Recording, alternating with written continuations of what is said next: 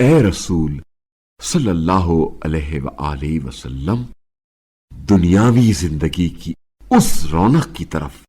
اپنی نگاہیں اٹھا کر بھی نہ دیکھیں جو ہم نے آزمانے کے لیے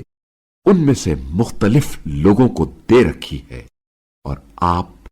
صلی اللہ علیہ وآلہ وسلم کے رب کا دیا ہوا رزق بہتر اور زیادہ دیر پا ہے، اور اپنے گھر والوں کو نماز کا حکم دیں اور خود بھی اس پر ثابت قدم رہیں۔ ہم آپ صلی اللہ علیہ وآلہ وسلم سے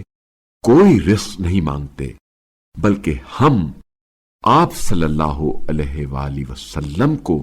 رزق دیتے ہیں، اور انجام اہل تقوی ہی کے لیے ہے۔ اور لوگ کہتے ہیں یہ اپنے رب کی طرف سے کوئی نشانی کیوں نہیں لاتے؟ کیا ان کے پاس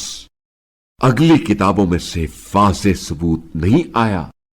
اور اگر ہم نزول قرآن سے پہلے ہی انہیں عذاب سے ہلاک کر دیتے تو یہ ضرور کہتے، ہمارے پروردگار، تو نے ہماری طرف کسی رسول کو کیوں نہیں بھیجا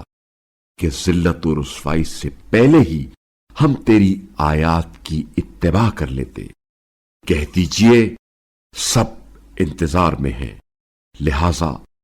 تم بھی انتظار کرو، پھر ان قریب تمہیں معلوم ہو جائے گا